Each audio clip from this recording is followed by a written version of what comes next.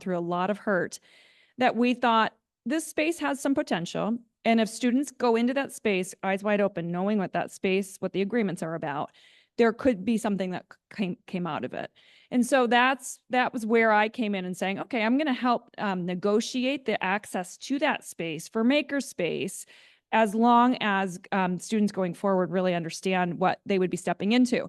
And for me, that was a partnership between Rachel Carson and the administration to borrow that space, but it wasn't attached to a class. So in other words, anybody at Rachel Carson involved in our minor experiential learning could make a pitch for accessing that space. This course could be one of those people. And that sounds like that's the direction that it's gone in, is to make some proposals or pitch for that space. And so that combines my interest. I'm actually trained as a clinical psychologist, but I wanted to be working at Rachel Carson because of the sustainability element. And in particular, for me, the potential we have for thinking about justice and sustainability. And what I heard in Natalie's voice and passion is a want for that building community, for it to come around to justice. And I think the jury's out on whether or not the space is going to afford that to us. But I found that Natalie's pitch really compelling. And that's how we ended up with this class today. So I really look forward to hearing what the students came up with and to see the future directions of this. And I think Natalie, there are many of you, but the compelling voice for me was Natalie in thinking through much of this.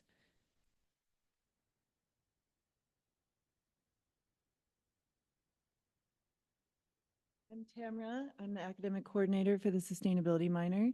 I also am the founding director of something called Ideas, with lots of S's at the end. That's this one class is part of a series of classes. That's the Ideas capstone to the sustainability minor: impact designs, engineering, art, and sustainability through student service. That capstone was originally founded as a service learning grant, which fits with the spirit of all this. Learning by doing, experiential learning, project-based learning, you can take all of those, but I think it's revealing that the founding provost of the sustainability minor is here today. Ronnie, will you just wave your hand? And yeah, one of the things he just said to me when we were here casually walking in the door was, you know, Tamara, there really needs to be opportunities for students not to just get their hands dirty and do learning by doing, but they need to rub up against the institutional barriers and the bureaucracy and the red tape and everything that it takes to actually make something happen. And I said, well, Ronnie, guess what? I think that we're doing that with this project, because it's not just let's design a canopy and have a drum circle or have a sweat lodge and just imagine that in the ephemeral world of ideas, but let's imagine it in a place where there is red tape and there is institutional bureaucracy, and let's actually try to understand what it would take to build something under those constraints, to make something happen under those constraints. And I think that really is what I've tried to hold as part of the experience of the Ideas capstone. It's meant to be a bridge between the enclosed world of academia and the real world outside, where no one's telling you how to do it, what to do. No one's, you know, it's not repeat and regurgitate. It's like chaos, and how are you going to make something happen in a chaotic world and move your agenda forward. The Ideas capstone is meant to give students a taste of that before they leave their role as students. So I'm really proud of the forethought and the direction this class is going in, because it's holding true to the original spirit of the class, in that it's creative, it's passionate, and yet it's regimented, and they are experiencing the red tape. So they're going to find out what it takes to imagine, to dream something up, and to dream it into being. So I really appreciate the dedication that the students have. And I still have a lot of hope for what the Ideas capstone can mean for our campus overall. And this course in particular, I think, can be a showcase. If it is all that you guys are dreaming it up to be, if we can make it into this learning grove sort of event center and like bring people back, and I know how important that original Camper Park, kind of like that underground movement, you know, I'm really happy to see that that passion is breathing into these ideas. And so I hope, and I'm going to do everything I personally can to support you guys in keeping breathing that passion into these projects and also helping you understand what it takes to move them on the ground. So good luck to you, and I'm excited to see what you have.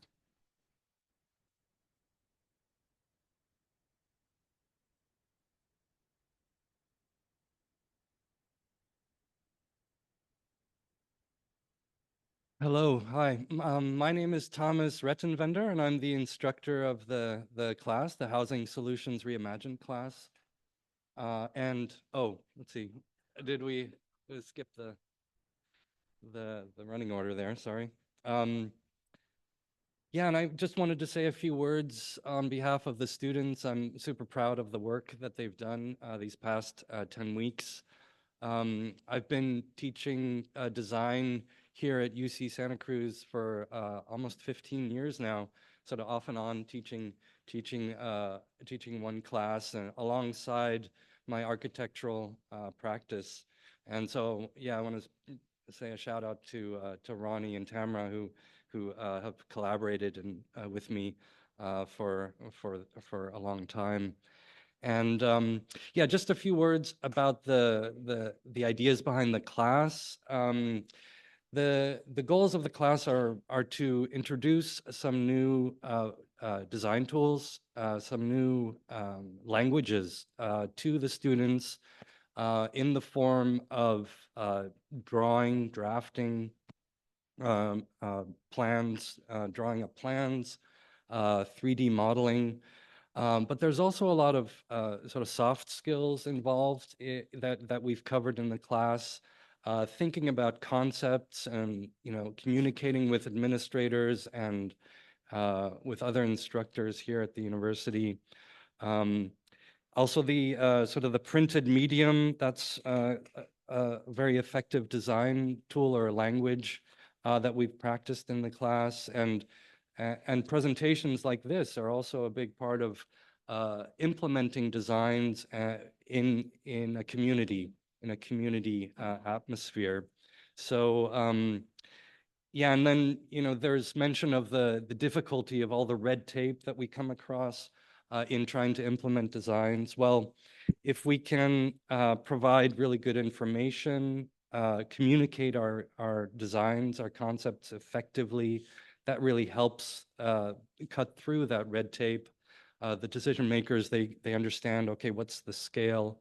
What materials are we going to use? What's the potential cost implications?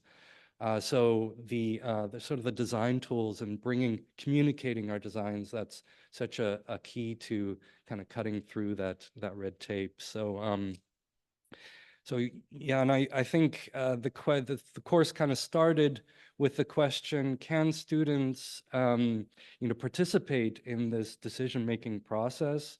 And I believe strongly that yes, they can.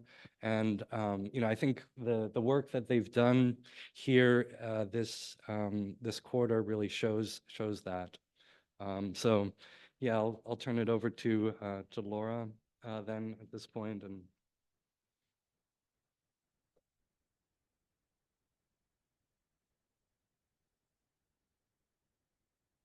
well, hey everyone, can you hear me okay?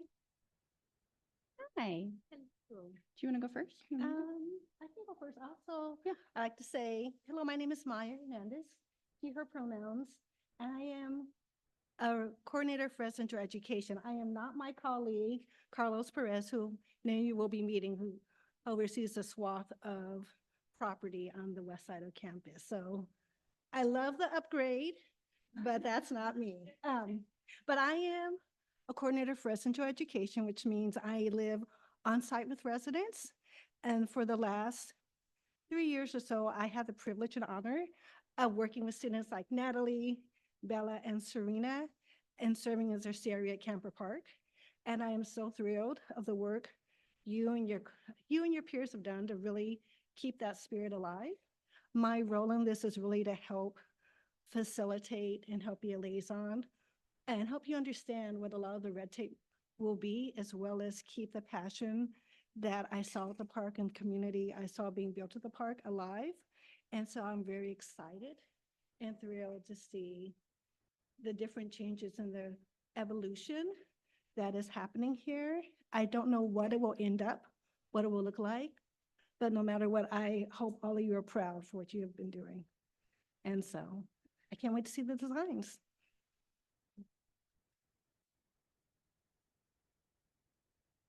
Hey everyone, Laura Arroyo, pronoun she, her, hers.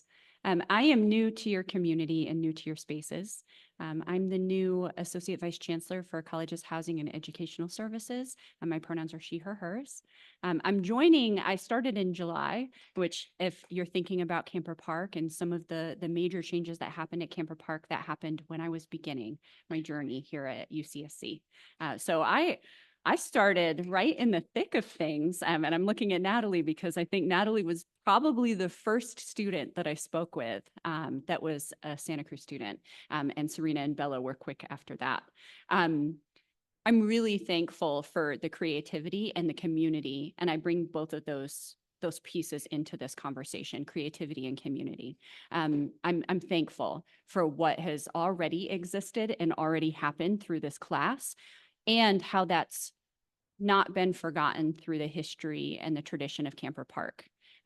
Knowing the pain and the deep history of community and creativity that came from Camper Park, and the pain of what that would mean if it disappeared. And I was new to your community, and also I'm the red tape we keep talking about, right? I think I'm the representative. I don't know that I am. I think it's kind of uncomfortable for me to say that I'm the red tape. But in so many ways, when we think about administration, my role is administration. And I see that with some discomfort, natural discomfort for me, because I'm a bit of a rule breaker and a bit of a rogue, I think, when it comes to administration and what we know as administration. My background has been in social work, breaking rules most of my career. And when I came into higher ed, because I came in through the back door of higher education, it was not where I thought I would end up, but it's where I've been for 20 years. I've worked in experiential learning, specifically in where living and learning can meet in living spaces. So for a decision like Camper Park, the closure of Camper Park to happen at the start of my journey here at UCSC, in so many ways, one, it sets me up for lots of distrust. And it also is not keeping in so many ways with what I believe in community. I agree with the decision. I will say that because safety has to be the primary piece of my role.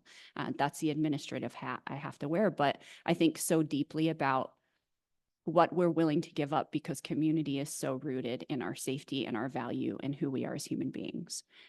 So when we pay attention to other things that I would consider basic needs, but we forget who we are in the sense of being together in spaces and community, we lose a great deal. So it is beautiful to me that this class has continued that. It's beautiful to me that students are thinking and dreaming and being together with Thomas, with leadership and thinking through this together. Thomas, I think you said, students are at the heart of this class or part of this class, and I would say that they must be. They must be the heart of decisions. And I don't know how to do my role any other way, genuinely. 20 years of my work has been experiential learning work in living spaces. Now it's flipped. The classroom has come to where the living space was. I think that that's really interesting and something I haven't done yet. And I'm excited to see where it could go. The possibility of it all is very exciting to me. And I think I have a lot to prove to you all. I know that, right? I'm coming in and a representative of administration in so many ways when I am hearing and realizing the distrust that sits within this campus, but I understand that distrust as a student myself in higher education that never thought that this is where I would be because of the distrust that I had. So I hold those truths within me, all complicated at the same time, and just want to thank you for all that you've already done. Thank you for the difficulty that I know it brings. And thank you for affording the space for me to be in, right? Not always would I expect that you would let me be here or allow me to be here. So I'm thankful for that. And I'm excited to see what you have already dreamed about and what ideas we could create together. Good to meet you all.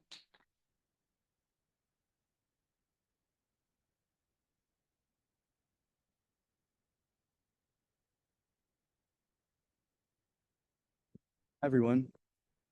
My name is Max. I'll introduce myself more a little bit later when I talk about my contributions this quarter specifically, but I really briefly wanted to go over some of the course objectives of this class, Housing Solutions Reimagined. So as Thomas was touching on earlier, a lot of our mission is to engage students in that design build process. But that starts with brainstorming and like having conversations and really opening the door. And as we see here, like in the space today, we have a lot of really powerful people here, from students to community members to stakeholders, admin staff, everyone in between. We're all represented in the space. And I think that's one of the most powerful things we can start doing in a course like this, is to bring those spaces together and sit down at those tables and have those talks. And, you know, when we all come together, you know, as we're all represented in that space in those conversations, we want to be able to move towards something that benefits all of us. So this shared vision that we're creating, that's a big focus for our class, starting with that collaboration. So establishing a shared vision for the project, which includes identifying constraints and restrictions, but also, you know, starting with the restraints and the restrictions that we have, that identifies the opportunities we can actually bring to fruition. And once we have those, you know, the third step before we actually implement any of them, if that happens, is to develop a clear project submission process and going through the steps to get them approved. Next slide, please. So I mentioned the term design build, but essentially what that is kind of the embodiment of the idea's spirit. I've been in the sustainability minor for, gosh, like 3 years now, probably. And I've done, you know, my whole course through one capstone project, Mycelial Solutions. And that really opened up my eyes to the power of experiential learning. Getting to get out into the field and see what I'm learning about, you know, not with just my eyes, but also my hands, my ears, and share that experience with other people. It's extremely powerful as a student. And I'm really grateful that we have this opportunity here to bring that kind of learning to something so dear to us, which is a space for housing and a space for learning and a space for collaboration and community. And we're definitely learning a lot this quarter, and we really look forward to learning a lot more about how that applies to buildings and structures that kind of have more of an architectural and, you know, hands-on construction focus. And through all of that, we're learning a lot of really useful skills, including, like I said, identifying limitations and constraints, evaluating sites and what they present as opportunities, but also, you know, hands-on design skills. And hopefully in the future, we're going to get to, you know, actually get our hands dirty, not just with a mouse and keyboard, but also, you know, in the dirt with real things. That being said, we definitely will need to have a lot of conversations and a lot of talk about how to best make that happen safely, you know, within the bounds we have, but also to benefit everyone as much as possible. All our communities here that we've identified, which we'll get into a little later.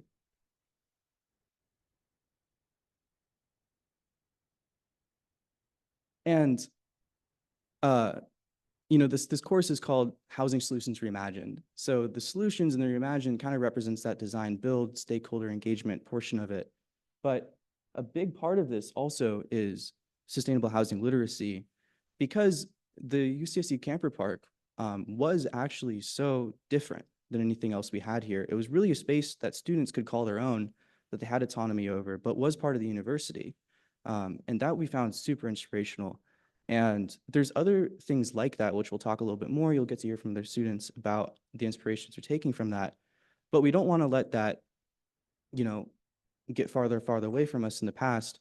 We want to be able to bring that into our knowledge and our learning and our life now.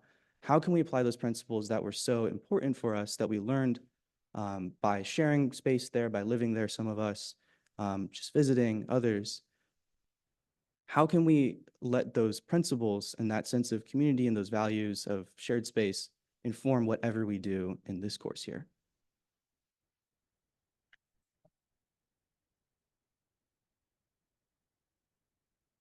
And just to sum it all up,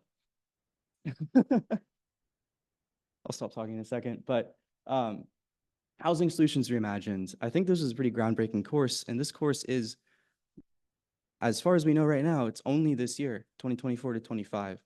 This quarter was themed housing, but really we're finding that it's really important, that this is so circular. We need to be addressing all three components at once. Housing, what we're doing there is trying to, like I said, take inspiration and design theoretical housing concepts inspired by the UCSC Camper Park. So actually, we're asking the question, how can we envision alternative forms to better serve our students? Just bringing that along an idea and memory, I think, is incredibly powerful. Solutions, we're identifying needs, understanding limitations, and learning design build skills. That's the hands-on part, that's the actual, real tangible skills we will be able to take anywhere, any place in life that will really inform a lot of our work, not just in this course in this year, but throughout the rest of our lives as students. So we're asking, how can we involve students in the process, from start to finish, and what can they learn from that? And then reimagining, this is really generating practical, impactful project ideas as solutions within limitations. So taking housing, taking solutions, everything we learn and everything we discover there, what can we actually do now in this time, in this space together that we have to really have that impact?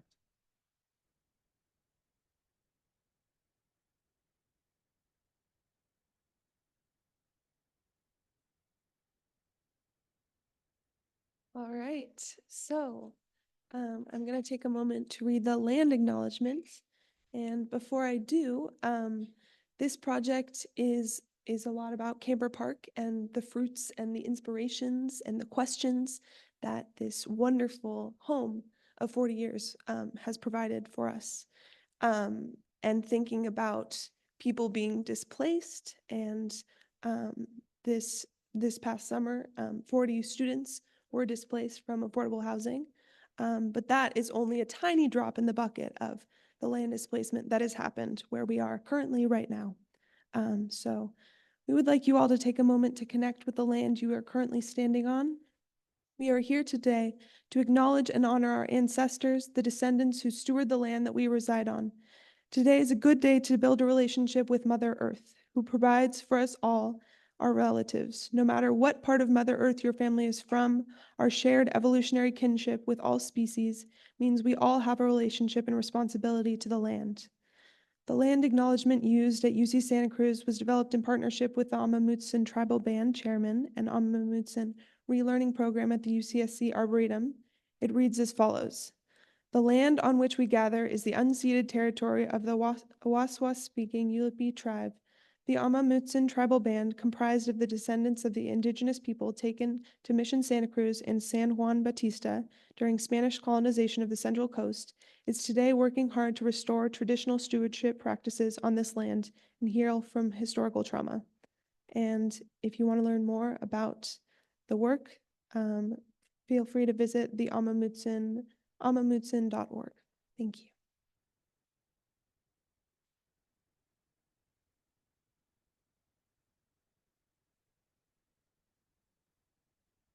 Thank you very much, Bella. I also encourage everyone to get involved with the American Indian Resource Center. Yes, so we're going to get into our presentations. We're starting with the Learning Grove project, and I will be starting us off today. So as I have prefaced before, I don't like hearing no. I am the youngest in a family of 6 and a very adamant mover and shaker on this campus and everywhere. And so when Camper Park closed, I immediately was thinking about what was in my control. I heard a lot of, it's out of my hands, and that's a very valid thing to hear, but it made me really think about where can I redirect my attention? What is in my control? And something that is always in my bounds is reimagination and thinking and dreaming bigger.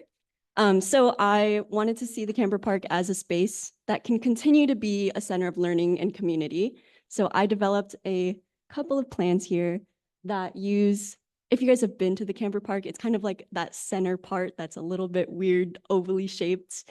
My very good friend Mary had a camper there, and I put up a design on SketchUp that includes gazebos, some picnic tables and blankets, and a little free library to kind of like continue this process of mutual aid and caring for each other.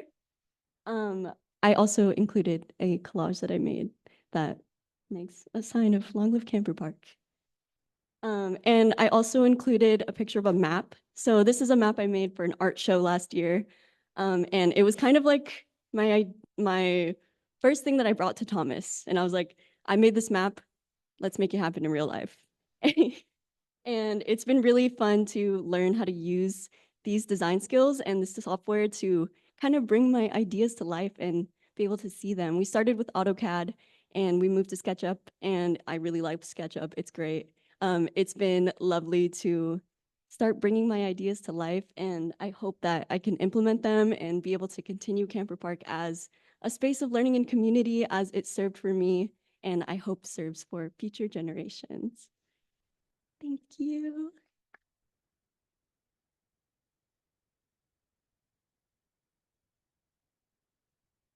And real quick, I just wanted to draw your attention to these magazines that we made. There's a lot of really great detail in here, but when we're giving our student talks, you'll see the page number that it corresponds with if you want to see more detail and some write-ups and more pictures than we have on the slides. So please feel free to follow along with us there. And I have some more up here. Does anyone want a copy? Of course.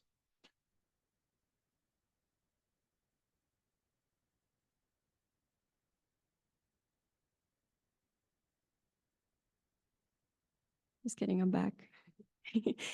Yeah, so in kind of understanding the limitations that exist at Camper Park, we knew that whatever we designed to put there would either need to be portable and temporary, or Ellie and I had a wonderful idea of thinking about materials that would decompose with time and become part of this living environment. So I'm going to pass it over to Ellie to talk a little bit about some materials that we researched that could possibly do the job.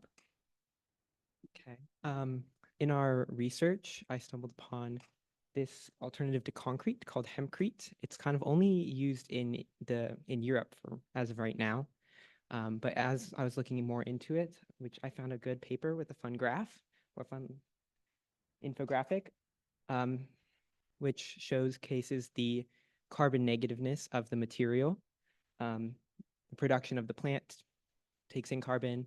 Then as it's created, it's a mixture of the woody parts of a hemp plant and lime. And so when those are mixed together, you can make it into a block. And then as that block hardens, it goes through a process called carbonation, taking in more carbon to harden and giving it a stronger structural thing. And then at the end of a structure's life, there's like multiple options with it. One of which is you could take it apart and shred it, which would speed up the carbonation process for all the inside parts of the block that didn't quite get there.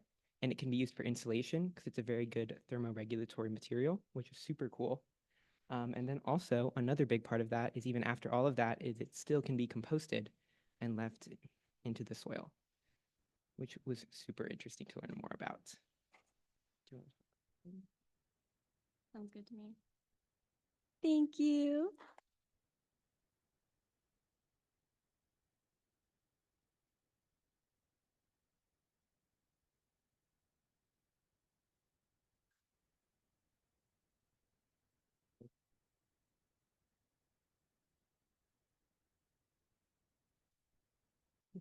Hello? I'm really interested in hempcrete, and I watched some videos about it, but I remember there being some concerns. I can't remember exactly what they were, but like maybe it didn't take the same torsion, cross-lateral tension or something. I'm not coming up with the right words, but there was something about like, there were concerns about it being up to building codes or something. Did you read about any of those concerns, and could you speak to any of the reasons why hempcrete isn't used more widely? Bit about that, and it seems like in terms of structural integrity, it is pretty strong, but it can't necessarily be used in place of like other load-bearing materials. So it's more to be used on other walls that aren't as intensely carrying that weight, which is why it's frequently used for more insulatory walls. So I think it would have to be used in conjunction with other things. Yeah, Tamara, can you pass? I would just confirm that that's usually the use of hempcrete. Mm-hmm. Oh, nice. It's more of an infill, and it can also be like a flooring insulation or a ceiling. It's usually used as a insulation and a substrate for plaster.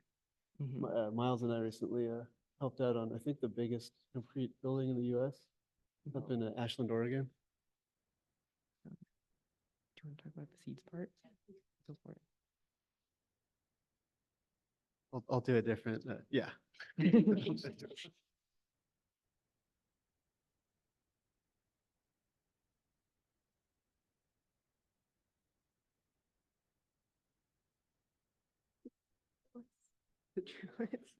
Oh, yes. Oh, yes. Yes. Yes, Thomas loves my trellis. Yeah, so I made two designs. The one that I spoke about was this learning grove idea that would kind of be this like center of learning and community. And another idea that we had was like making this event space that you'll hear more about from other students. But I kind of wanted to put my own spin on it. And I created this like trellis, very, very, very tall structure that has some growth on it. I was kind of like thinking about it being made out of bamboo. I remember like the first time that I was talking to Thomas about his work on this campus, he had told me about how he completed a project and used bamboo grown on the farm. And I thought it was very, very cool, this full circle moment of like growing something on our campus and being able to implement it into a project. So that was an idea I had there. And I wish I had put a picture of the inside of it, but I had these like kind of rounded wood carved log benches. And I was talking to Maya at some point about how there's a lot of extra wood material on campus. And thinking about maybe like the log benches you'll see at College 9, like outside the dining hall, that are carved out of redwood logs, and starting to like reincorporate the natural environment in what we're doing here. So yeah, that's a little bit more on my trellis. Oh, and then if you could go back to our hempcrete slide. We had detailed it in the magazine, but I totally forgot to say it now. So we had this like idea, what if, because, you know, hempcrete is this like biocomposite material, what if we had mixed in seeds into this hempcrete that could like, once this material decomposes, it would be seeds that like love redwood forests. So things like ferns and sorrel and things like that. That, you know, when this material decomposes, it could sprout some new life and start to like grow some new plants in the place that it used to be.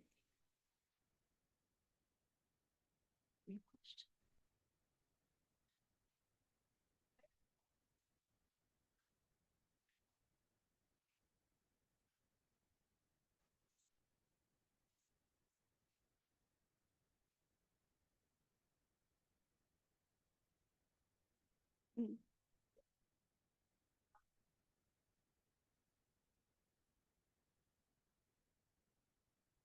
Mm.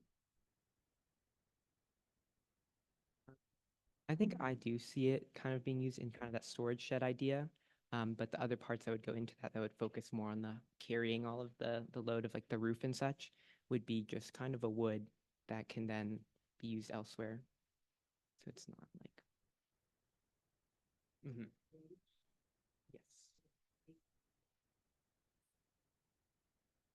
Right. Yeah, we were thinking a lot about it being like very good like thermal conductor material, and or insulation material, and thinking about how we could use it as insulation in something. So yeah, maybe in tandem with some other material. Oh, we'll have to talk to the farm.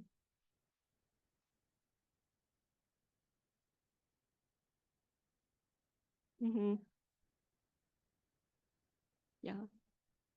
Thanks, Angel. Alrighty. Thank you so much.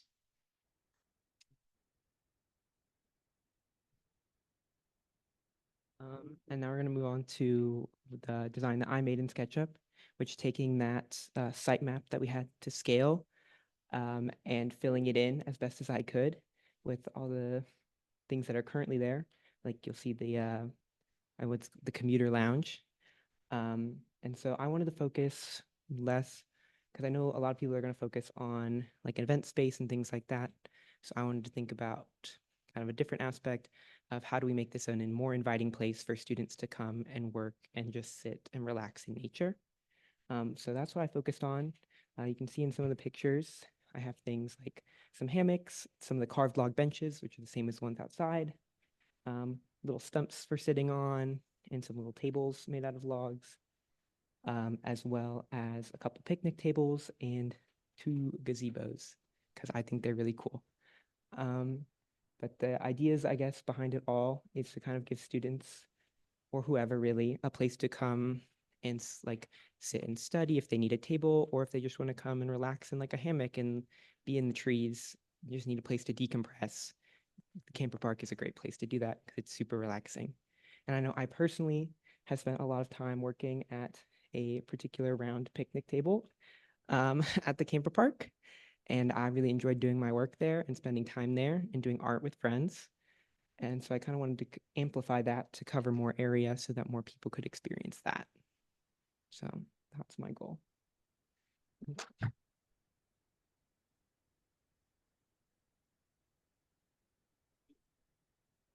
What I really like about this approach is the holistic way you've looked at the park as a whole and thought of the park, the whole park site plan.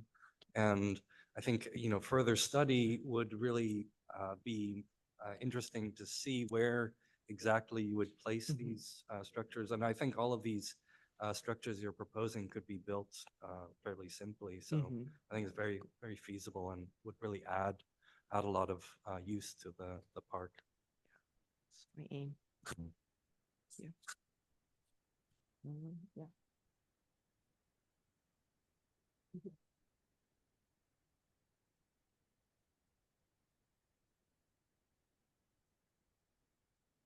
Hi, my name is Elise Weir. Sorry. So I'm currently a second year, and so I actually had no idea about anything about Camper Park before this class. But taking this class, I really realized how big of an impact it had, not only on the people living there, but how that impact can spread to the rest of our campus, its vision of community and just collaboration. And so I really wanted to keep that legacy in whatever we put there now and make sure that we're not forgetting about the impact Camper Park had on its former residents. We came up as kind of a group, this learning grove concept with an event space, with a stage and space for an outdoor classroom, places for students to sit, and a place for a lecturer to possibly present. So in my design, I really decided to focus on this sort of space for presentation. The rounded stage was a really great idea. Don't really remember who came up with it, but it really inspired me to think about possible performances here, along with lectures, along with interactive classes, along with study halls. So this media shed idea is the one that's highlighted up here in the corner. And I really wanted to blend both like the natural surroundings of Camper Park. I wasn't able to put the trees in because SketchUp like shut down my computer. But imagine there's trees there, and both blend that with the modern functionality of, say, like humanities lecture hall or one of our more modern classrooms. So I'm picturing full audio-visual capabilities, projector, conference table if people want to sit around, podium for a particular lecturer, storage for supplies if maybe someone wanted to put on a play, or if someone wanted to record something inside the media shed. And then log benches, I was really inspired by the ones that you can see around College 9 and 10. I think it's a great way to incorporate both like a recycled wood and then also just make it feel like you're in the woods, like no matter where you are. Growing up, I went camping a lot. So my vision for these like log benches was you're sitting around the fire with all your loved ones. And I kind of wanted to put that community feel into this space. The planter boxes in front of the media shed, that was another way for me to honor the beautiful natural surroundings that we have here. I really want to make sure that it doesn't look, well, conceptually, doesn't look like we plopped some concrete building into the middle of the space. So yeah, let me see what else I have in here. Yeah, so this course has just been really enlightening for me. I just want to say thank you, Thomas, and thank you to everyone else in the course, because hearing your guys' perspectives about Camper Park has been super, super amazing, because I really had no idea the impact it had. I didn't even know where it was. So yeah, thank you so much. I want to, whatever we end up doing, I'm just hoping that we can continue the legacy of Camper Park. So. Yeah.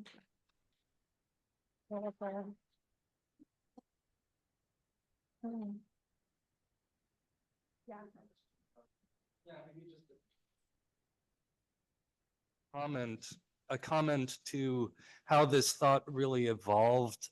So the conversation was kind of, you know, if we build this storage facility, what other functions could it take on?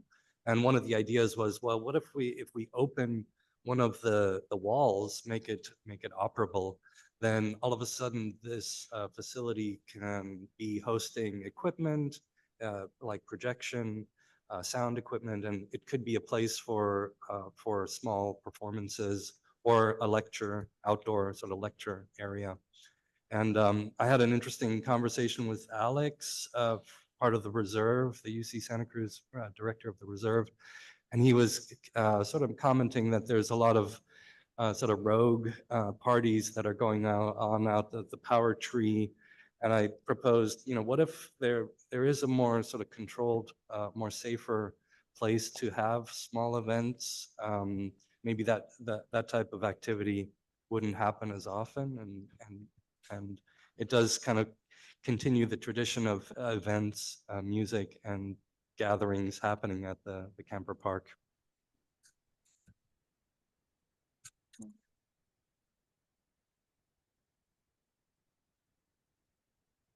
So where it's modeled on the site map, which you can't really see, I apologize, on my SketchUp model is the first three spaces going into Camper Park, just because that was where we learned it was like fire safe because of the width of the road, but it could really be moved anywhere onto on the site. Yeah. Yes, this is 3 spaces. Yeah, in the true tradition of a design charrette, we've set up a little model building mapping station over here for after the events. These are really good questions to explore. Where could this structure happen? And I've laid out some tracing paper and some pencils. So it's an opportunity for us to kind of gather around the plan and explore where these structures could be situated.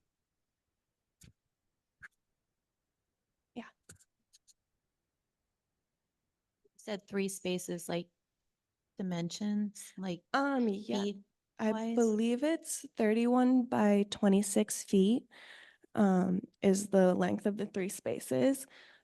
And the one that we had been originally looking at, the 3 that are the first ones coming into Camper Park, are pretty flat. There's very little topography, so that's why we mostly put it there. Yeah. Okay. Oh, thank you.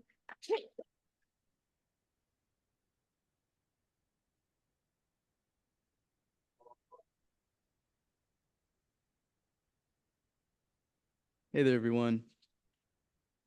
So we were really fortunate to have just some amazing conversations in this class. We spent a lot of time just talking about who this kind of space would serve.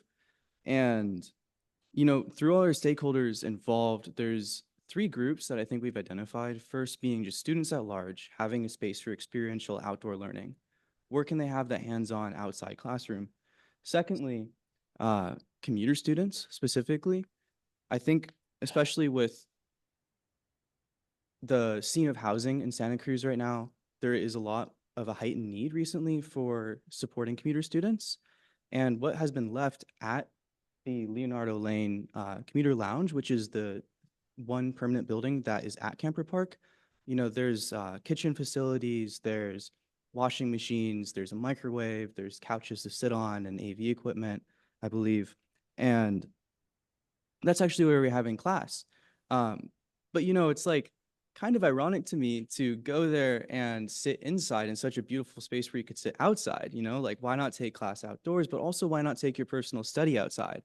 And then thirdly, per the involvement of the sustainability minor, there's also this drive to get more hands-on maker spaces going, where students can find unique tools adapted to that situation that can support their learning and that they can take advantage of, and really, it can be a boon to their education. And additionally, those same tools, like students and faculty researchers use the same tools, and there has been some interest from faculty researchers, specifically like the FOG program here, to use these sites and these vacant spots as research sites too. So in designing my design, it's very much similar to a lot of other students' designs, but I thought about those 3 kind of 4 groups. And as you can see here, on the left-hand side, we have the outdoor stage. And this is essentially a building with 3 main walls and one that opens up in the front, kind of in a garage door fashion. So closed, it can just function as an indoor meeting space. Maybe if the weather's not so great, it can be closed up and students can meet in there with their teachers. But if it opens up, there's plenty of space on these 2 other spots to house a lot more students. And potentially there could be a canopy put over it for sun or for rain protection as well. And then as you see here on the right, we have an auxiliary shed, which could be that makerspace, could house those tools, that researching equipment, could classroom supplies, anything that is necessary to make it all happen. And as you might be able to notice in my design here, initially I designed it on that one kind of 3 wide trailer spot. But like we thought, we have like 42 spaces here, right? Like we can expand a little bit. We can all fit here. So we looked around at the site and looked at different spots that could be suitable for this. And we identified one that is close. It's across the way from Ellie's outdoor tables where students could sit as well. But it also kind of takes up its own 3 spaces here. And at present, the camper spots have, redwood duff and stuff is blown in.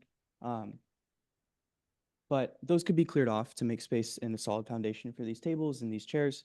But, I really was thinking about those students, faculty, and researchers, and how the space can best serve them. So I'm really looking forward to seeing where this takes us and where the class develops these ideas and goes to in the future.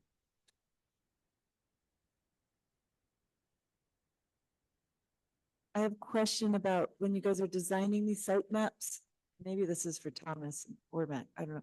But as you're thinking about these buildings, are you also, we talked about the hempcrete, but are you to the phase yet where you're always thinking about alternative materials and sustainable materials? Or are you only thinking about like the spatial layout of the structures, or have you gotten into like studying, can we think about alternative materials, or why would we use certain materials? Would you use standard shingles on that shed, or would you, why would you build a square instead of a dome, or, I don't know, just thinking about like alternative structures. Yeah, so I'm actually super glad you asked that, because that brings up another point that I thought about in this, is what are the kind of materials we're using? I didn't get on the hempcrete train at the time I was designing this, but I was thinking about straw bales, because we have some wonderful people in the audience from a company called Buckeye Natural Builders. And it's a long story, but In the sustainability minor, we're known for quarterly pizza parties, which is kind of like a community gathering space and time to talk about the classes and share what we've been up to in our different sections. And we're in the process of building a new, better oven on a trailer. But I connected with Buckeye Natural Builders for help with that, help with the cob building. But in talking with them and exploring their website, I really got inspired by straw bales, because straw bales are technically an agricultural waste product, right? It's like can't be used for animal feed. It stays intact for a long time. It's got great insulating properties. It's very affordable, and it's very eco-friendly, of course, because you're repurposing a waste product. So my apologies, it's not super zoomed in because you got an eagle eye view here, but these walls appear a little thicker than some of the other designs because I was working with essentially like straw bale dimensions to build this up in SketchUp. And you can also see the seating is made out of the straw bales as well. I thought it would kind of a nice ode to what the structure is made of. You're one with the structure when you're sitting there. But yeah, thinking about other ways to incorporate learning, that design build theme, how to incorporate learning into design and the build as much as possible.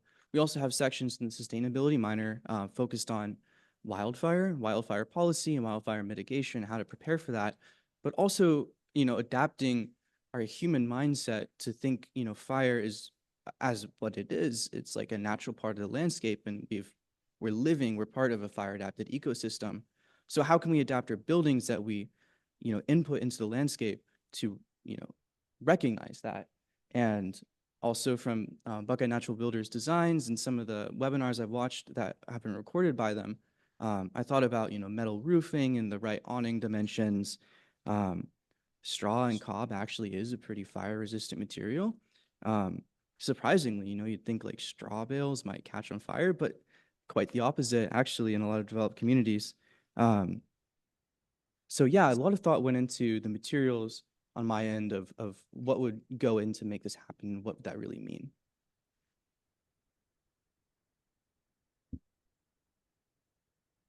Yes, but having said that, I think in this conceptual design phase, a lot of the conversation was about different uses and different locations. And then I think the next phase, we would really dive in and start to look at the materials. Yeah, one thing I really appreciated about your work, Max, is the way you were able to adapt your design. You had it positioned in one space of the park to begin with, and then you kind of adapted it to another space. So I think that really kind of shows a level of development, and that's exactly what we want to see in the design process, is like how you would evolve to different areas. Yeah, definitely. I mean, we've got plenty of spaces and we want plenty of input in this park and plenty of stakeholders of all walks involved too. Thank you all.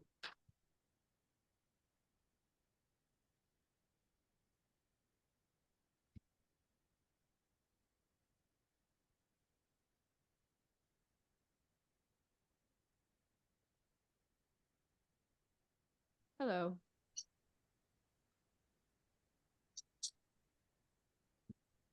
I don't know how to operate a mic stand. Thanks. All right. Thank you all for being here today.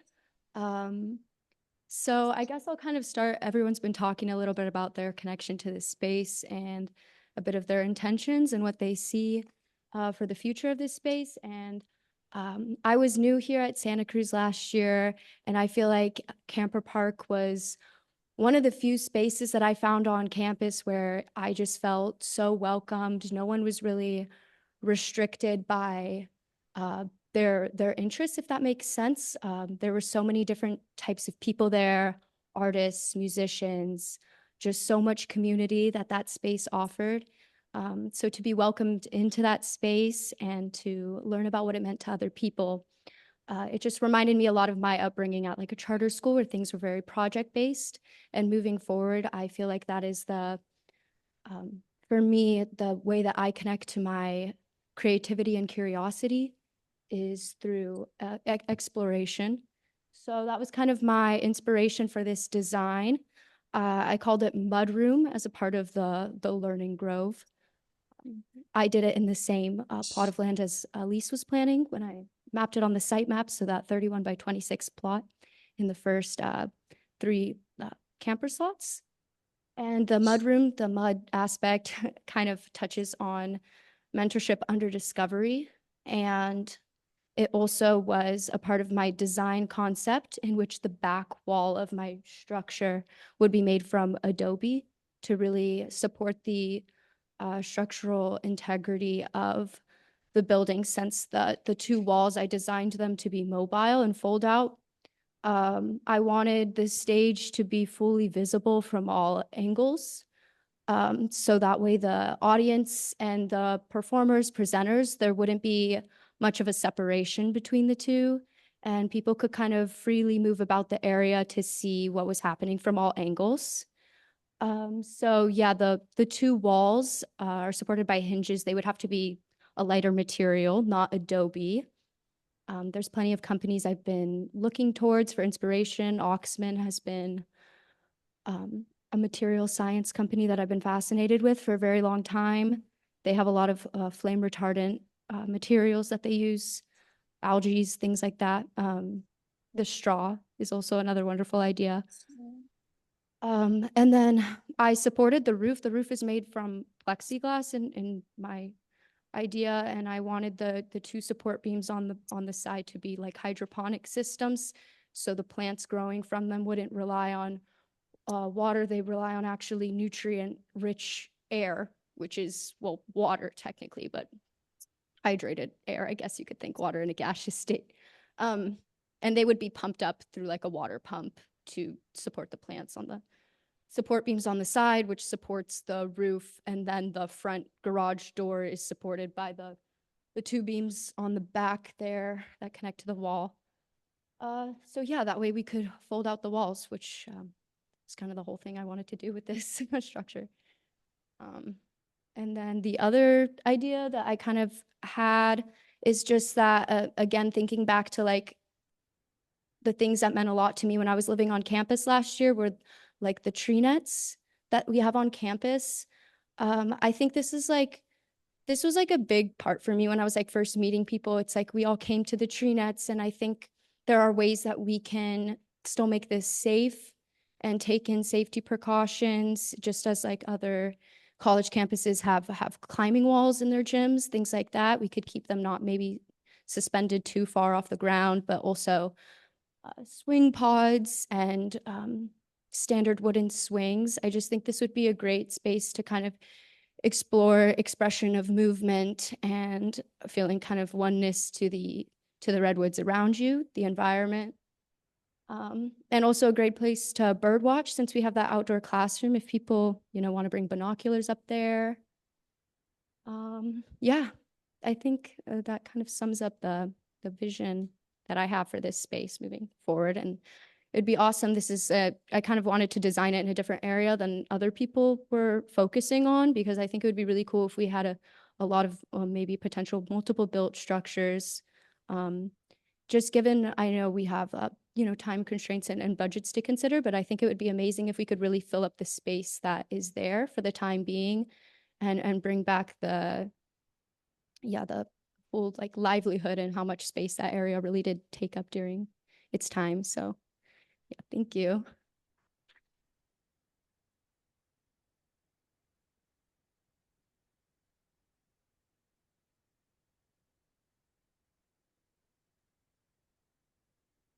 Oh, yeah. So that I was just kind of imagining as like a study space. I know a lot of students had a lot of interest in gazebos. I think this could also be another great place for them. I haven't thought too much about that specific structure. I just more kind of imagined it as a lounging area, a study space. I didn't design that one. That one is from the 3D warehouse measure in SketchUp. I just kind of wanted more of as a placeholder for like what.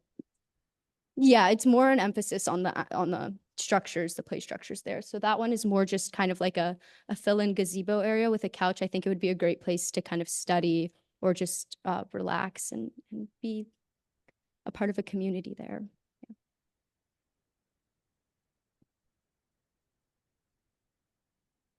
Yeah, Summer, I'm really impressed with what you came up with. I think you took the design tools kind of to the next level.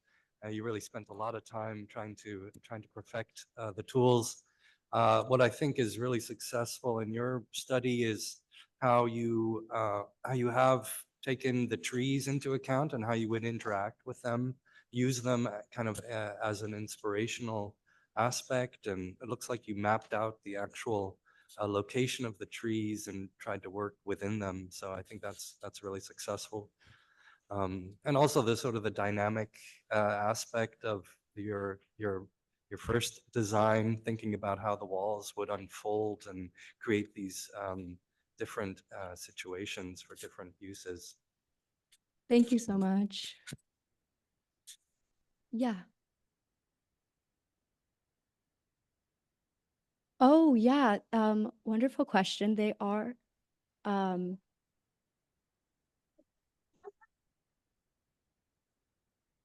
I've, I, yeah, I've only actually been to one of them, and I know it was like previously, it's been like removed since, because it was one that was like really, it was pretty high off the ground. There are ones I think that are lower, but I haven't explored those other locations because they are rather remote.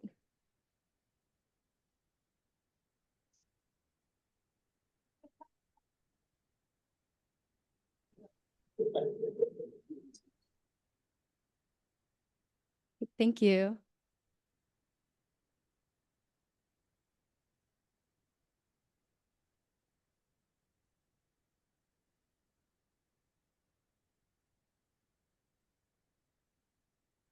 So in addition to the Learning Grove and the classroom components of everything, we've had a lot of students talking about designing just like designs for alternative housing, and I'll let them pick up that and run with it. But I just wanted to introduce Audrey, Bella, Serena, and Skylar, who have been on that forefront.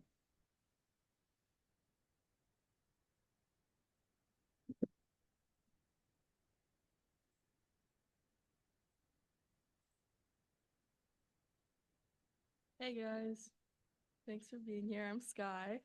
I'm Serena.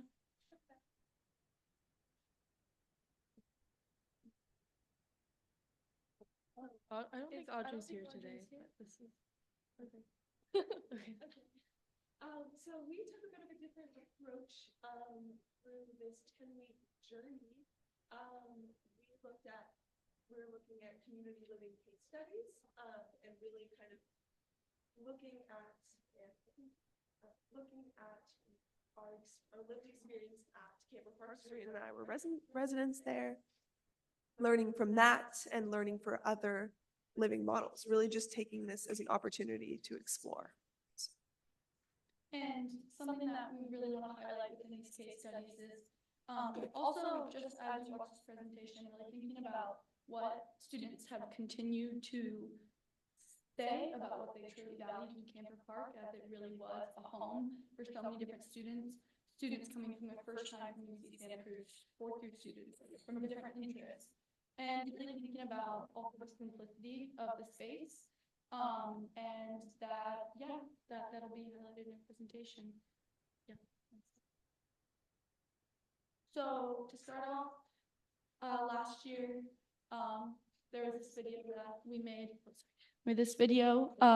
When the park was possibly going to close. This is an outreach video that we made, and we just have a small clip from it that we wanted to just give a little bit more of a background on Camper Park. Share more on the spirit of Camper Park. Yeah, so more of a you could feel spirit. it. There's a lot of talk about it, but we want you to see it and feel it a little bit more. Yeah, so this is just a clip from that video.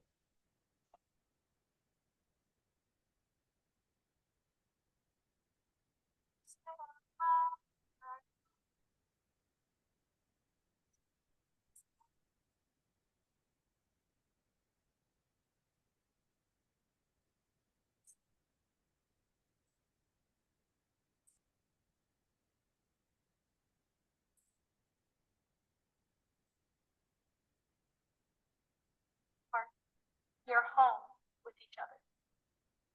This community has flourished for 40 years and is one that generations continue to come back to and connect with. Camper Park is much more than just student housing. It is a space where lifelong friendships are born and memories are cherished. It is an epicenter of free expression where individuals can be their truest selves. This vibrant community has changed so many lives and continues to do so. It is a space where students live sustainably in concordance with the environment. It is a space cultivated by and for students. These are its roots. This is why Camper Park is so special. This is why Camper Park is home.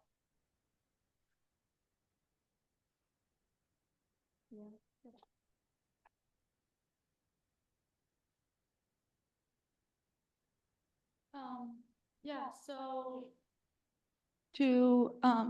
yeah, thank you, thank you. That was a little clip, and that's original music by Camper Park residents. Well, a cover. But anyway, now here's some research findings and exploration. Here's some further case studies beyond Camper Park that we researched. So looking at the co-housing model, it's a different type of community living model that's all across the United States. It's an HOA, initial buy-in for the development, and it's built with the residents for the residents, with the co-housing company coming to kind of oversee it and help facilitate it.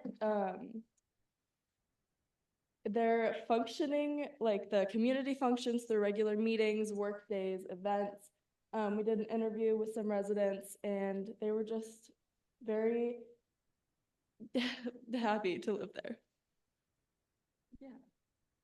And we also explored the Commonweal Gardens, which is located in Marin County, to kind of understand Camper Park was located in a rural setting, in the trees. And so this Commonweal Gardens is also located in a valley, nestled amongst the trees as well.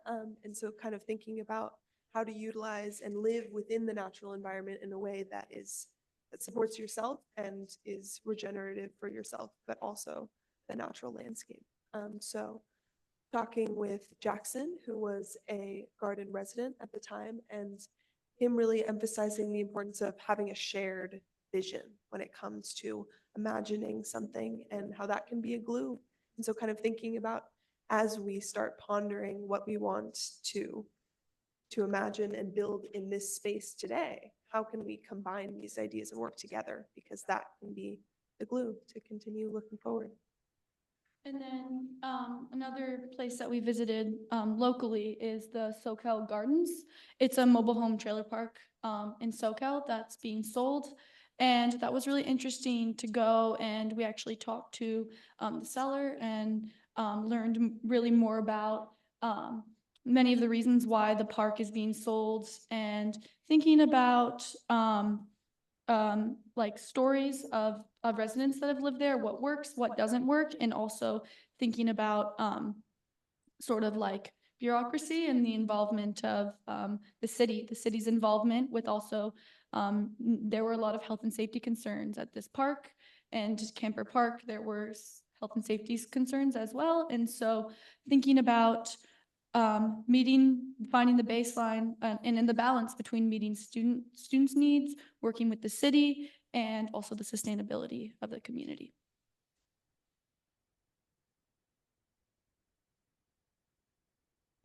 Yeah, and so this is sort of a overall slide that we compiled of really some concepts and benefits of communal living, and some key takeaways that we've learned from these case studies.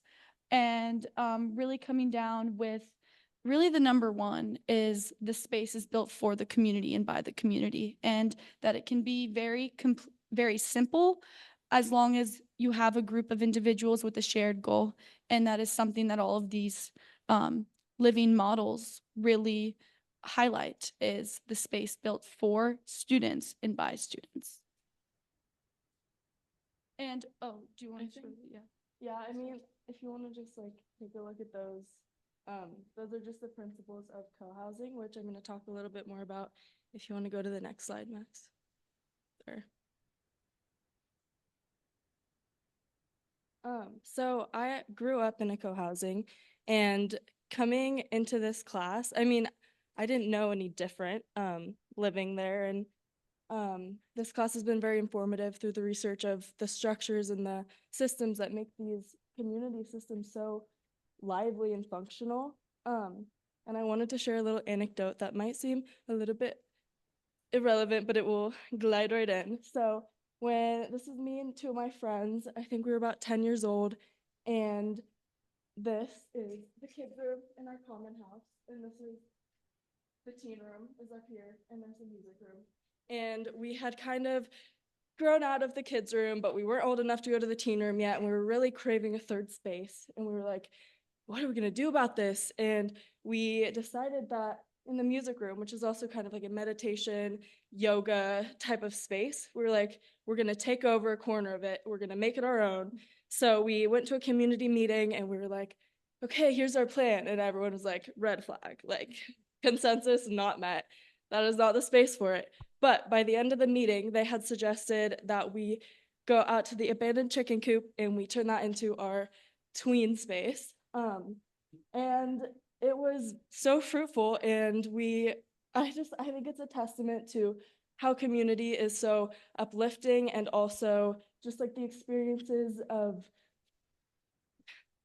what was my transition gonna be? Wait.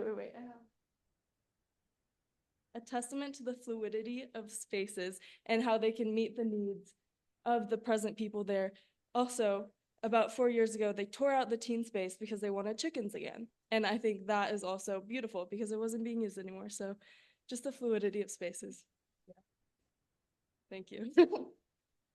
So why does it matter? Doesn't matter what the scale is. I kind of just said that, but just reimagining and using community to get to the shared goals of having, in this case with Camper Park, having the energy and the life of and the resources of Camper Park without housing, because that is clearly not viable at this point.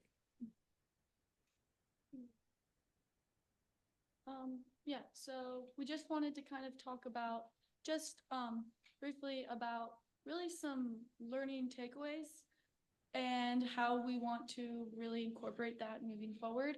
And like we've said, I mean, the Camper Park was built in 1984 originally by students that lived there. And then with the transition of the trailers being removed in 2017, that was really, I think, personally as a resident that lived there and also hearing past parkies that lived there, how the space really did shift in that transition when it was originally run by students and for students. And then a shift happened where it was now run by the university and rented to students. And just thinking about autonomy and community building and really understanding kind of like what we want to do moving forward and the values that we want to be rooted in for it to continue to be a space. And I think many of the projects highlighted this and what the goals of the sustainability minor, and really do seem to be to also highlight those goals of having it be a space that's built by students and for students for it to continue to prosper and be utilized. You can go.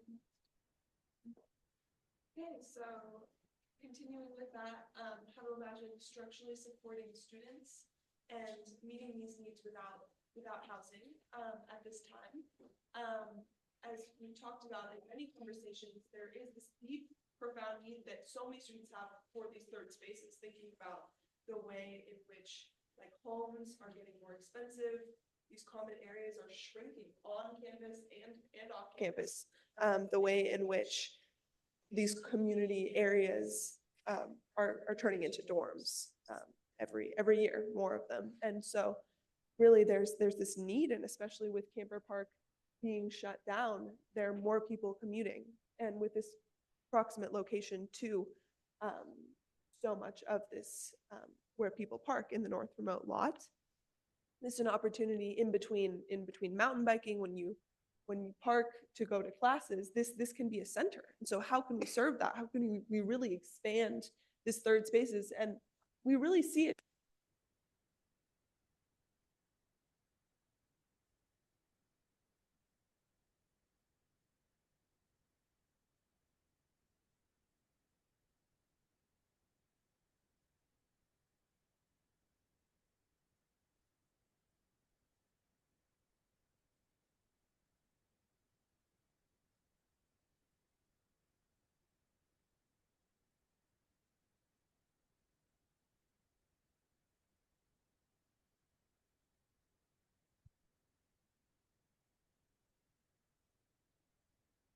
which we don't have as much of like buildings and draw-ups and things like that, because we truly believe that the space is already there, and it's about creating, you know, with these features, spaces for the community to come in, because it's the community that makes it lively. So the people that are going to be there, not as much the building. And so that's why we're really rooted in those values of creating a space for community gathering. You can go. Yeah, this is in the magazine as well, but this is a drop of a holistic healing garden that we are proposing as one of our spaces. And there's been a meditation class that's been going on this past quarter that meets there weekly. And so this again would just be, again, looking at how we can continue to work with the built environment, the environment that already exists there. And so this is a labyrinth, a rock labyrinth with a center for meditation and at the center. And it's also a place for just like honoring and remembrance. And these are flags. Those colorful things are flags built at the entryway. That would be a workshop for students to really focus on like what they are hoping to get out of this space and their goals and their visions. And then there's also the native plants, the sword ferns, and these are stumps, stump seating. And then those in the corner, you can see those are garden beds that we'd repurpose the porch wood that was removed from the trailers and build garden beds out of them, and grow primarily cabbage is the goal, because we'd partner with this fermentation co-op and be having workshops on fermenting, which is what we already did at the camper park. And so continuation of that. And then we also have various herbs that would be growing there as well. And then the entire labyrinth would be wheelchair accessible. Oh, and you can see that it's in, this is a site map of the camper park right now, and there are some spaces that you can see where the Peter Weiss is doing research on fog water harvesting collection, and so we'd also, the goal would be to be partnering with him for irrigation. And yeah, so this right now you can see on trailer spaces 1 through 3. That's the location as it's sunny, kind of the only sunny spot. Yeah. Yeah, you can go to the next slide. Oh, well, I guess, sorry, one thing, if anyone has any questions. Oh, then, okay. Oh, sorry, this was a zoom in. We don't really need that. Okay.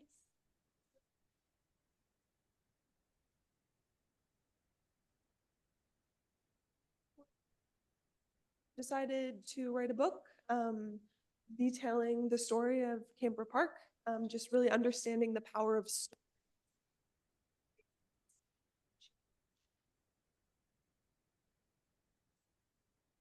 thinking about this campus and this story being a real symbol of like of hope and radical action and like we're inside of the fourth rebuilding, and just kind of already seeing ways in which this space is being covered over.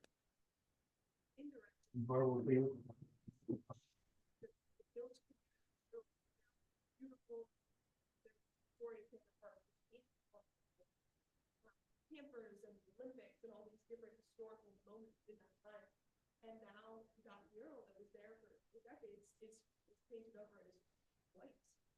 And thinking about these trailer spaces too, maintenance staff went in and intentionally covered spaces. And so what does it mean to have this community that was there for so long be covered over? What does that look like? What does that look like? And how do we share this story that is so important for so many people? And yeah, we're writing this book, and we'd love to collaborate if people have stories. Perspectives, interviews, it's open to everyone, and that's why we have the QR code here that will take you to a Google form to share anything you'd like, and community connections. So yeah, that's something that we're working on.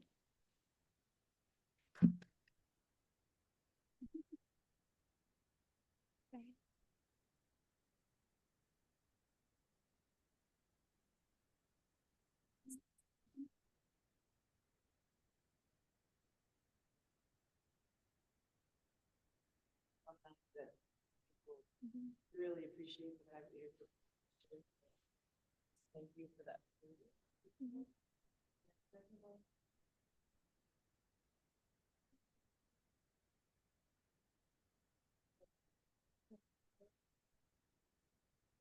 Is it? Yeah, okay.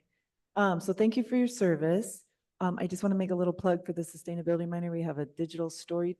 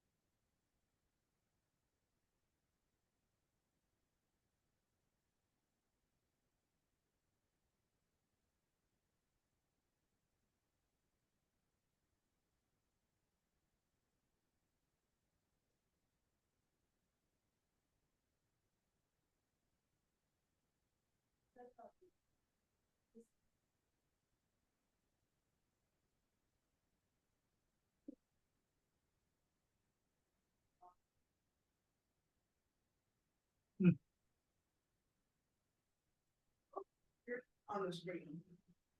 On the screen?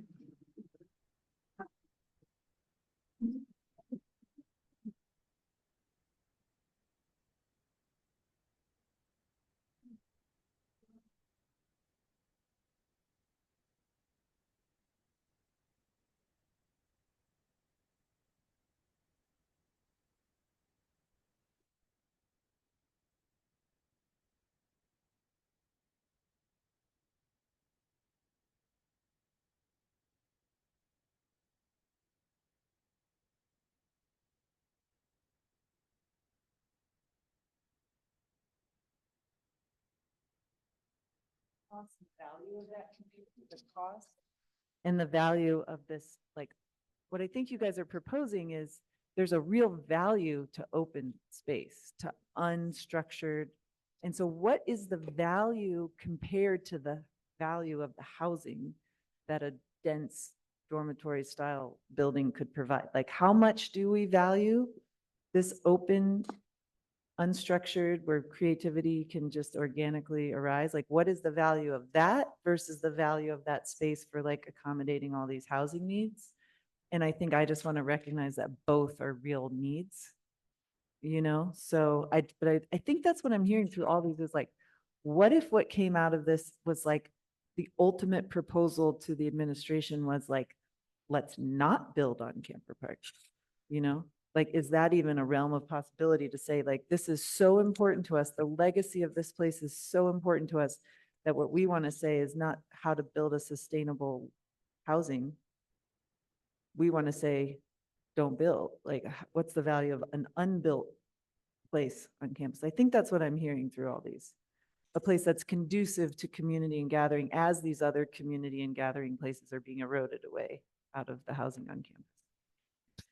Yeah, I just want to start off by saying that is really compelling, the idea of it being unbuilt, and it's definitely something that I can say I support, and also recognizing the need for housing.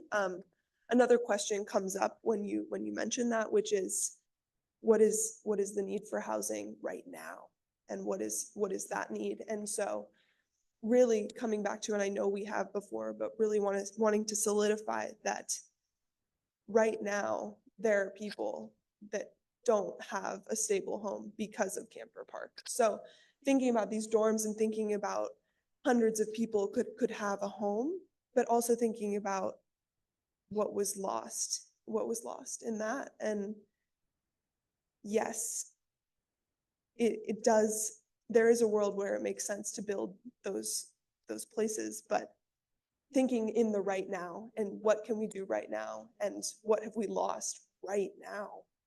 So. Yeah, And I also think thinking about,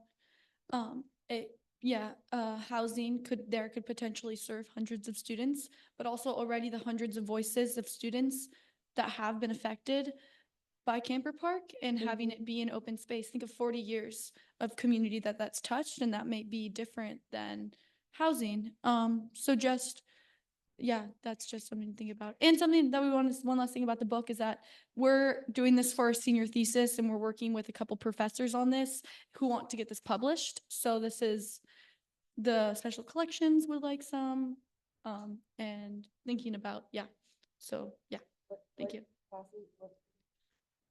We created it it, ourselves. but We created it and found a professor that we'd like to work with. Yeah. Yeah. Are you getting credit for? we're getting credit Yes. towards our senior thesis. It's the senior exit for For 2 quarters. feminist studies and global and community health. Yeah, and Yeah. psychology. Yeah. Yeah. Laura? We'll give it a try and see if it works. So I think there's these moments where I think you're in my head as you were speaking.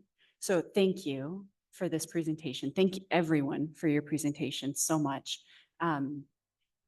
My doctoral work and my research is around third space theory, which some of you know, and my doctoral work was titled Let Us Make It Ours. And when you were talking about students, for students, by students, literally that is said in my work, by students. So it was just very grounding for me to hear you speak about the power of space and the power of community.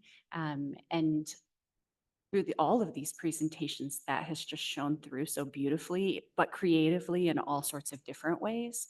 And it just was really powerful. So I don't know how you were in my head, but you sort of were. And if there's theoretical frameworks that could be helpful to you in your book, there's things that I can share for you too. So however I can support in those spaces as well.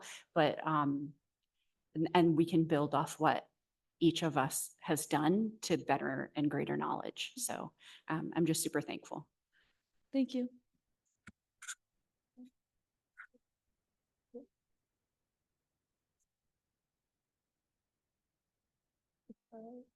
Thank you. Thanks, guys.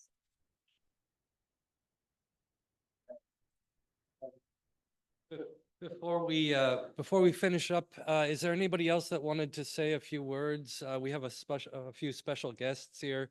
Ronnie, I see you're leaving the room. Did you want to say a few words before you go? No? Okay. Thanks for coming.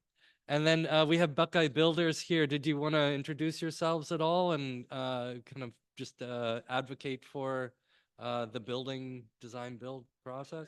Yeah.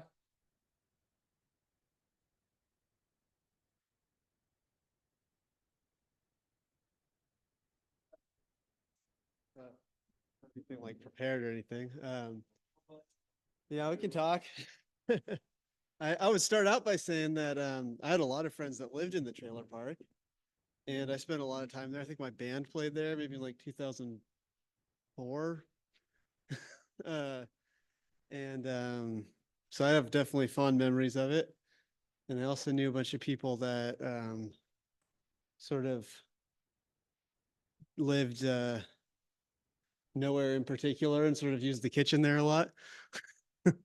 So it was definitely, and I went to school here too. I grew up in Santa Cruz and went to UCSC, and it was definitely the part of the campus that was like the most comfortable and cool for me when well, really before I went here, but when I was living around Santa Cruz.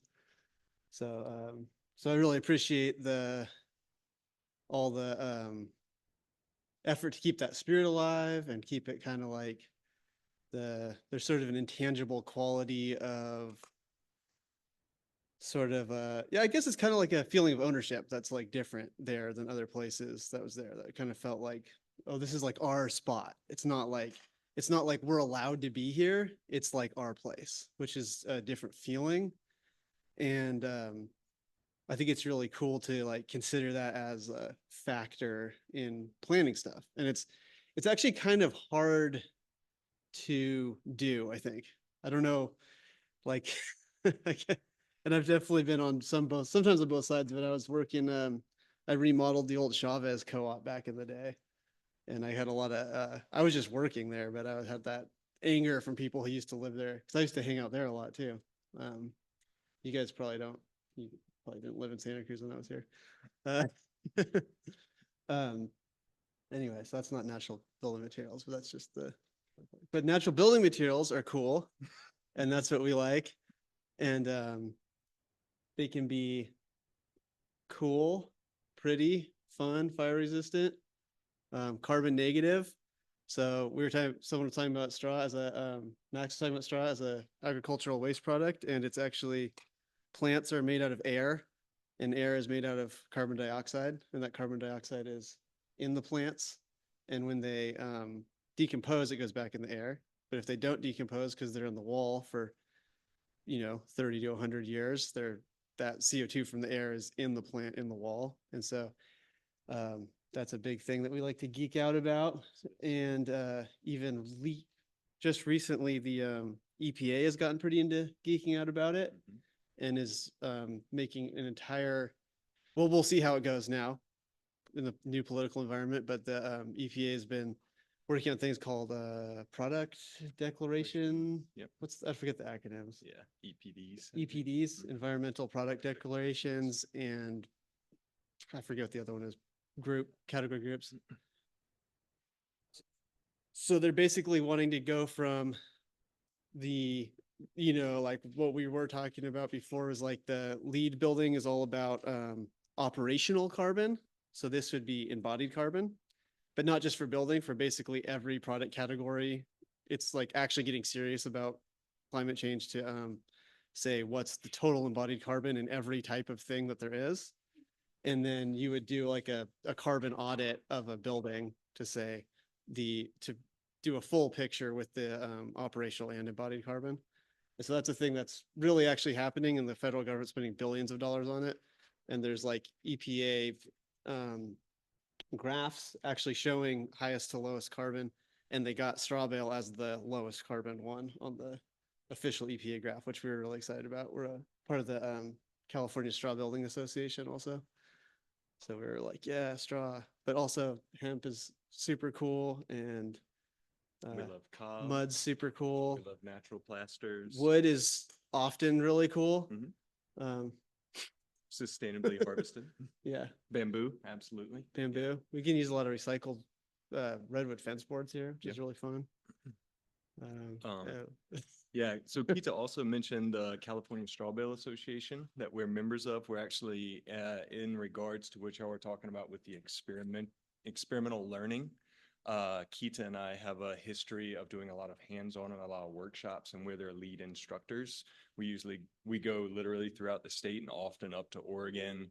CASBA will host workshops where not only clients for builds are able to come and incorporate within their own building different modalities that we use. And it's not just straw, it's a lot of those different things that we've named, but also there's the ability for us to be able to engage with community and engage with students and people who also want to build and DIY their own things, or at least get involved in the built environment that they're pouring a lot of their heart and soul into and are often spending the rest of their lives in. So the experimental learning is a very deep thread of ours that we're really excited about the potential of co-collaborating with you all for hosting some of those workshops, or being able to engage with students and leadership within the university system to kind of bridge the gap between the public and the private sector a little bit there, which would be really fun. Yeah, well, actually, yeah, earlier this year we got to do it at Cal Poly, for the architecture department there, and students and faculty and everything. We kind of have a temporary structure that we set up to show how the straw bales go in and stuff, and that was really fun. And they're trying to start a graduate program on sustainable building there. Yeah. So for all the at Cal Poly. Mhm. And it's also worth saying through all of the, when we talk about building and building things in place and structures in our minds usually lend themselves towards this thing is here for a long time. There's a lot of creativeness that comes with natural building because oftentimes we have to skirt around some of regulations that bureaucracy is still catching us up with. So there are ways where we can do very temporary structures that can be disassembled very quickly. And a lot of that material that we use does in fact have the ability to be recomposted. I loved hearing a couple of people talking about working with the farm, the different types of waste products that the farm might be able to do. That's a huge dream of ours, to be able to bridge those divides a little bit from agriculture and academia. And so, yes, there's a lot of possibilities, and we'd love to talk to you all more about it if you have any questions. And thank you for the invitation. Yeah. Anyone have any questions about that? Cool. Great.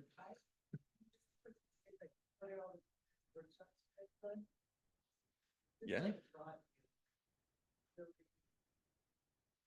Cob building, bale stacking. We do a lot of natural plaster. We've done a lot of earthen floors. We hosted a few things at Pie Ranch. They just finished their rebuild after the CZU complex. We do Light straw clay. Light straw clay. We'll actually be doing a hempcrete if everything goes well in Los Gatos in the spring, which will be we've done the hempcrete before, but we haven't actually led the workshop. There's a lot of really interest in this, so it's an exciting time. Yeah, we were actually just at a thing where Casbah was being hosted by Arup last night up in the Bay. You guys know Arup? They built the Sydney Opera House. And so those guys are getting pretty psyched on natural materials, which is a cool sign. Yeah. Well, thank you all again.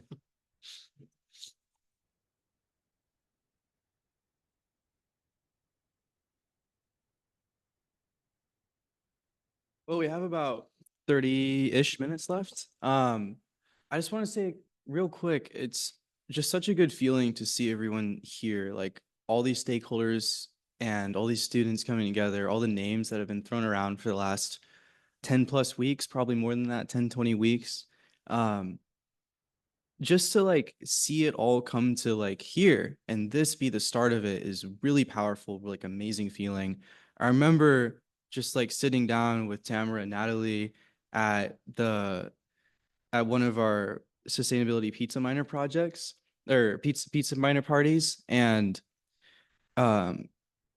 just like spitballing. It's like, hey, like I remember there's like a green sustainable building thing that we did a few years ago before my time. Like, why not just like bring that back here? Like we can do something at Camper Park. And just, I never thought that one idea and that one conversation would lead to where we are now. And I'm really grateful that we've been able to bring in so many amazing people and so many great skill sets, and everyone has just been like more than I ever could have imagined on board with helping us do something about what we want to do. And there's a lot of limitations, and there's a lot of moving factors all the time. And this is like, I want to bring attention to the fact that what we're doing here is like completely groundbreaking. I don't believe, to my knowledge, anything like this course has been done at UC Santa Cruz before, especially with this level of collaboration between students and staff. So I wanted to bring attention to that fact and kind of mark the importance of what we're doing, and just by being here, how we're doing this.